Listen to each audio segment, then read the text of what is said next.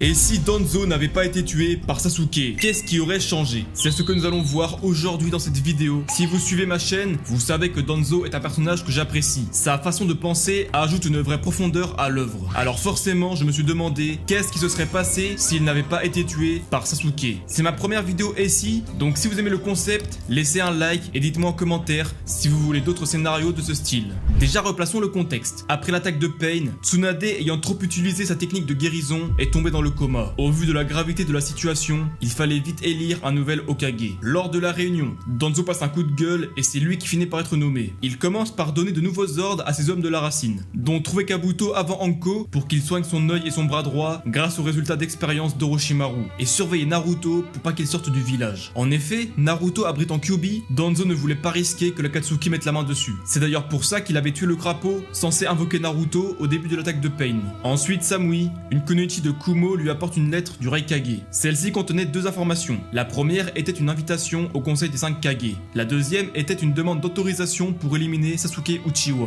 car le Raikage pensait qu'il avait capturé Killer Bee et voulait donc se venger. Danzo a bien évidemment accordé l'autorisation à Kumo. Étant un déserteur, Sasuke aurait dû être traqué depuis longtemps, mais Tsunade était indulgente à son sujet, elle faisait confiance à Naruto et Sakura. Ensuite, Danzo et ses deux gardes du corps, Fuyamanaka et Torune Aburame, partent au conseil. Là-bas, Danzo reste assez silencieux jusqu'au moment où il révèle que le chef de l'Akatsuki est Madara Uchiwa. Mifune demande la création d'une alliance ninja pour se débarrasser de l'Akatsuki et propose Danzo comme chef. Le Raikage n'est absolument pas d'accord. Ao, suspectant quelque chose, repère avec son Byakugan que Danzo a utilisé le Kotomatsukami de Shisui sur Mifune. Le Raikage commence à péter un câble, mais Zetsu Blanc intervient et annonce que Sasuke est ici. Il part alors l'affronter. Danzo a perdu toute crédibilité. Mifune lui dit qu'il l'aurait certainement choisi s'il n'avait pas utilisé son Genjutsu. Danzo s'explique en disant que le mot certainement n'est pas suffisant. Pour lui, le monde ninja doit vite s'assembler pour défaire l'Akatsuki. Karin repère Danzo, Sasuke se pointe alors devant lui en plein milieu du conseil. Danzo s'enfuit, Ao part à sa poursuite, tandis que Sasuke est retenu par Mei et Onoki. Tobi, se faisant passer pour Madara Uchiwa, se ramène pour le sauver et déclare la 4ème grande guerre ninja. La création de l'alliance Shinobi met alors tout le monde d'accord, mais n'ayant plus confiance en Danzo, Gaara décide d'aller proposer l'alliance à Kakashi. Les Kage ont décidé de cacher Killer Bee et Naruto afin qu'ils ne se fassent pas capturer. Mifune, lui, a nommé le Raikage chef de l'alliance. Dans leur fuite, Fuyamanaka tend un piège à Ao pour essayer d'éliminer au moins son Byakugan, mais Mei est intervenu et ce fut un échec. Juste après, c'est Tobi qui vient bloquer la route de Danzo. Il élimine ses deux gardes du corps et ramène Sasuke. Au même moment, Gaara dit à Kakashi qu'il doit devenir le nouvel Hokage car Danzo n'est pas quelqu'un de fiable. Il lui a raconté ce qu'il avait fait au conseil.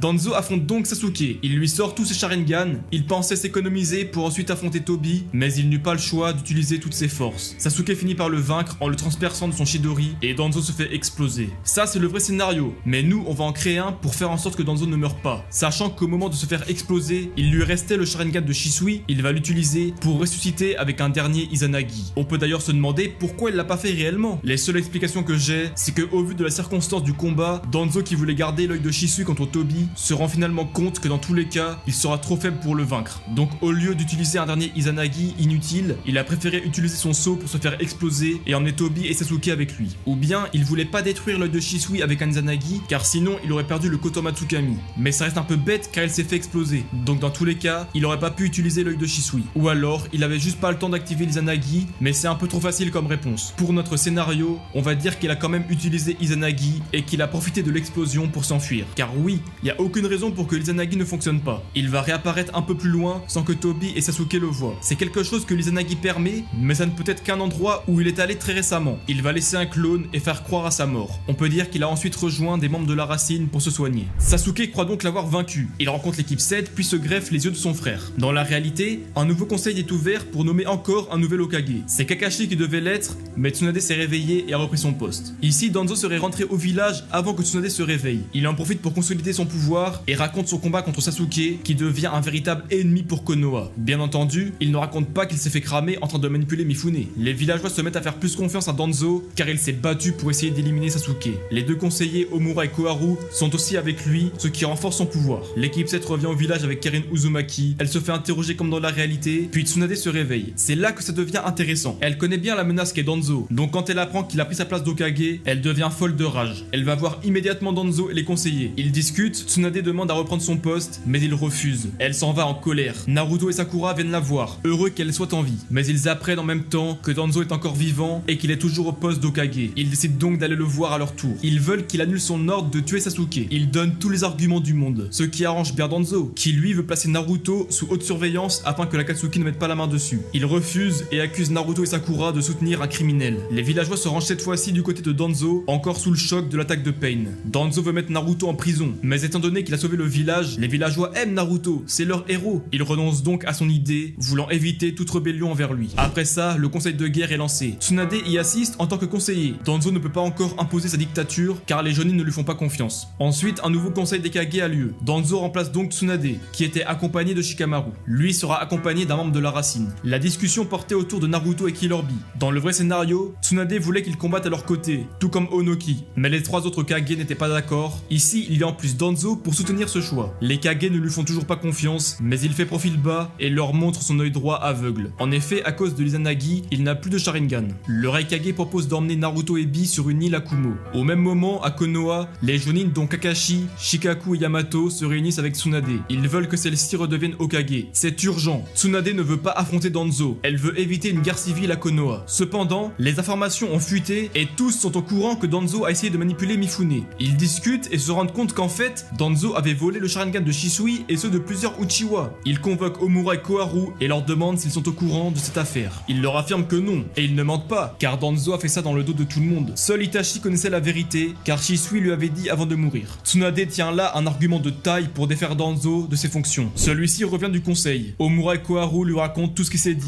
Ils veulent des explications sur les Sharingan qu'il a volés. Il dit que c'était un mal nécessaire pour la protection de Konoha. La pupille de Shisui lui a permis à de bien nombreuses reprises de défendre le village. Et pour Mifune, il ressort la même excuse qu'au conseil en disant qu'il agissait pour le bien commun. Mais ça ne passe pas. Tout le village est au courant. Danzo est accusé d'être le meurtrier de Shisui. À l'époque, l'enquête sur sa mort n'avait pas abouti. Tsunade demande une réunion d'urgence avec le daimyo. Elle lui annonce ce que Danzo a fait et lui demande de le destituer de ses fonctions, ce que appuient également Omura et Koharu, choqués de leur ami. Le daimyo accepte, Tsunade redevient Hokage. Danzo est jeté en prison ainsi que toute la racine, à l'exception de Sai, qui bénéficie du soutien de Tsunade, Kakashi, Naruto, Sakura et Yamato. Danzo reste buté sur ses idées, sa seule défense, c'est d'assumer que ce qu'il a fait était pour le bien du village. Il est interrogé par Ibiki, mais refuse de parler plus que ça. Inoichi Yamanaka utilise sa technique de lecture d'esprit et récolte toutes les informations qu'il peut trouver. Il apprend toutes les dingueries que Danzo a fait. Si vous voulez les voir, regardez cette vidéo et aussi celle-là.